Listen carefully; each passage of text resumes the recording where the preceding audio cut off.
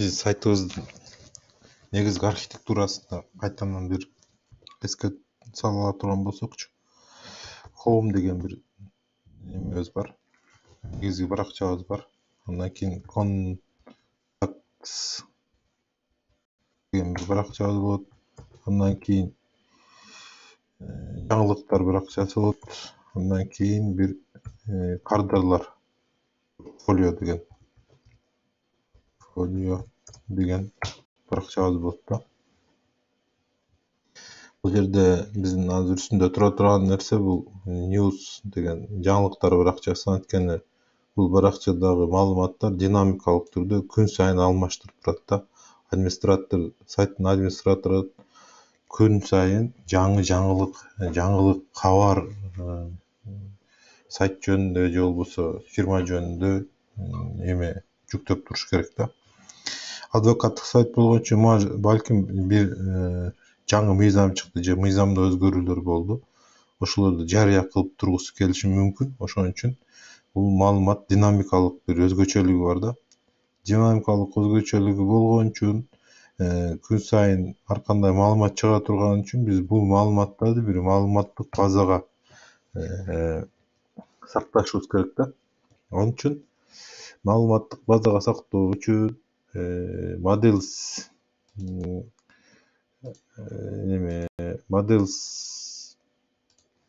файлдын ичинде модельдерибизди түзүп алышыбыз керек.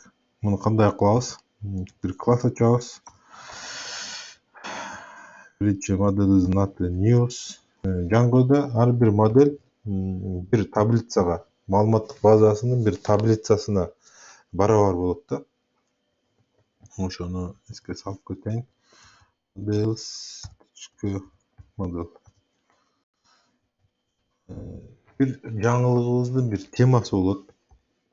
Title дейли.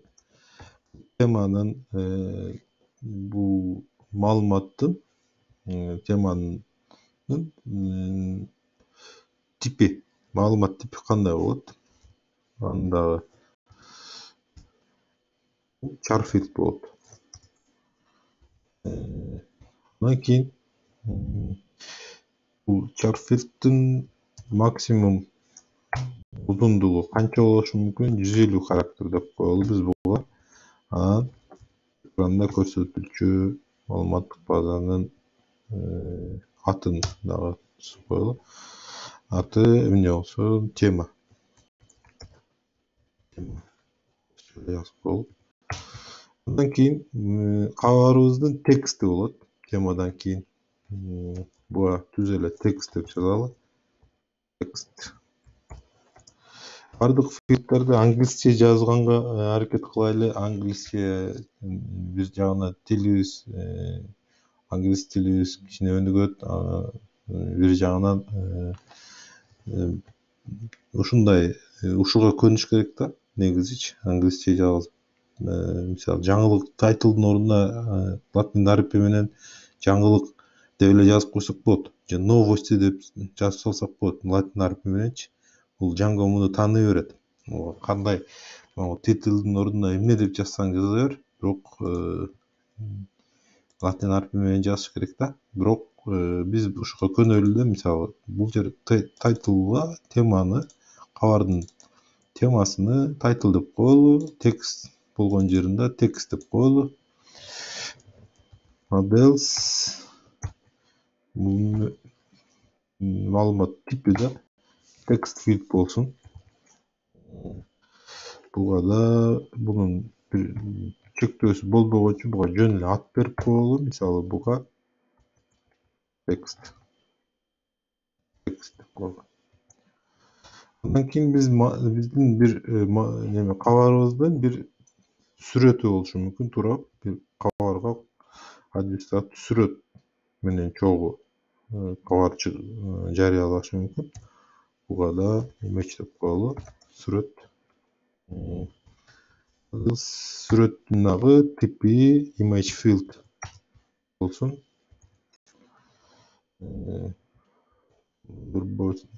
Атында орусча жөнүндө картина. Эмне үчүн орусча арыптар менен атын жазып атабыз, муну кийинчерээк түшүндүрүп берем.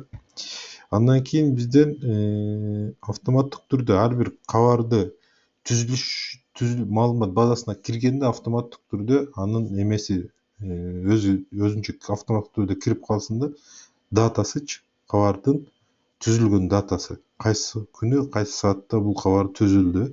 Анткени публикация болгондо ошол датасы чыгып калсын тиякачы. Экранга чыгарабыз. Буга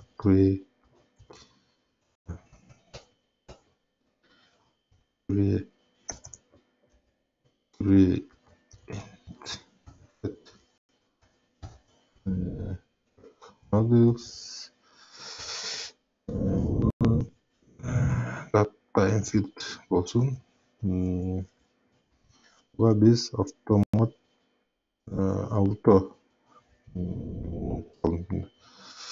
кандай кылат элек, autofill жок, так.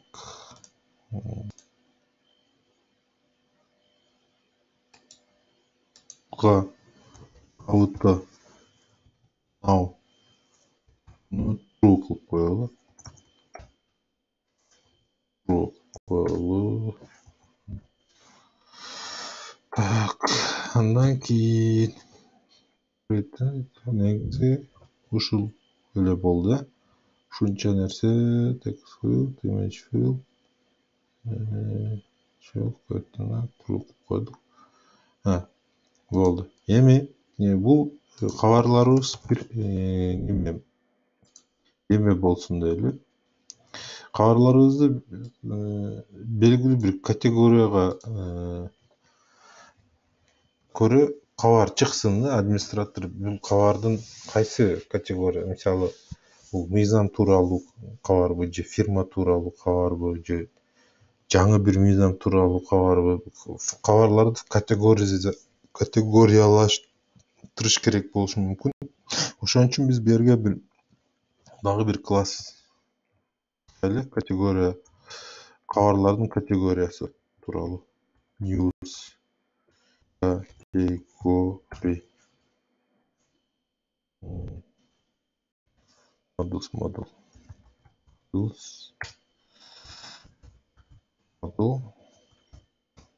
буга жөнөкөй эле могу тайтлдын өзгөчөлүгүнү берели. Бардык нерсеси ушу тайтлга окшош болсун. Жалгыз аты name болсун.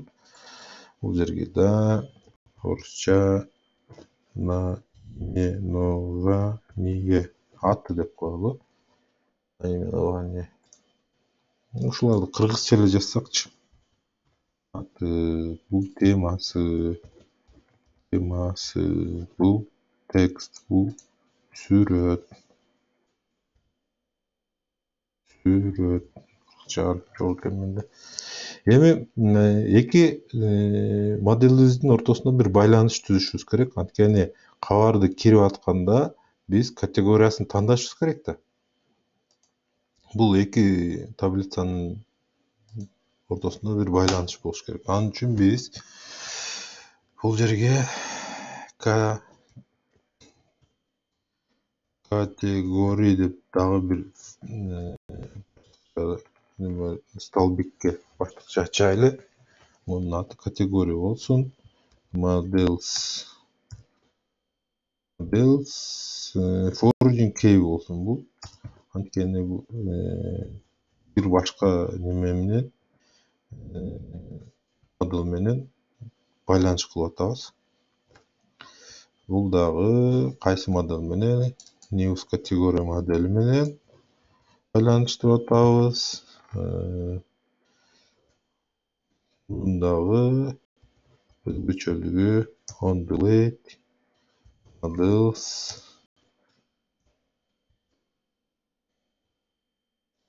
болсун.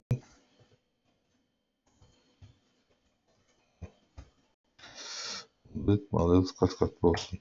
Эми биз бул азыр могу жерге бирдеке жазам, бирок мунун ачыктамасын кийинирээк айтып берем. Ctr self return self title deyli. Title'ın manisi mo title. Tak. Бұл жерде бүт бары dayar болды. Қатағыз жоқ.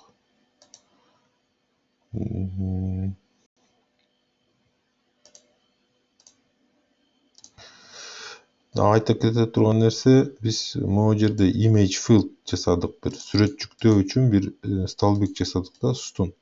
Ушул image field'ы иштеш үчүн биз Django'da бир тиркеми бар, ошону курушубуз керек.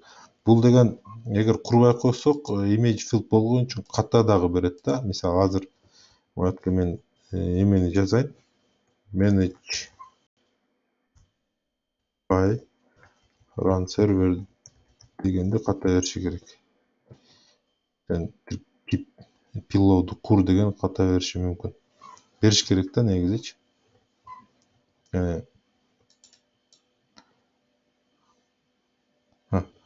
Ката келди.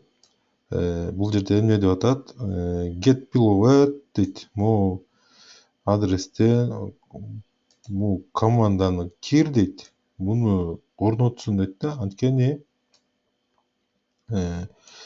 main приложениянын ичинде news деген модель бар. Бул модельдин ичинде сен image деген field ачтың дейт. Бул field image field болгон үчүн могу pillow курулбаган үчүн мунун иштебейт деген маанини берип атат да. Айтып атат да. Ал үчүн биз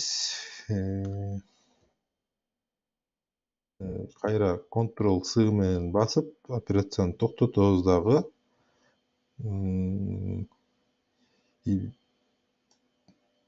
Image field'ы курабыз.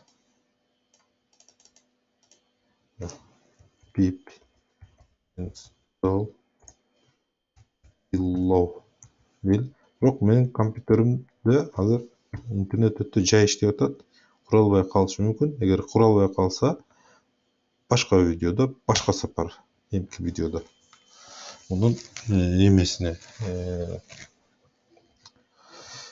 калганын эмки видеодо кылабыз. Ушул жерде мен эмени токтотом видеонучу. Эгер иштеп кете турган болсо, анда уланта беребиз. Так, мен мурдагы видеону компьютердин өзүнүн микрофону менен жаздырдым эле. Бул видеого башка бир микрофон алдым. Айткандай эле, эми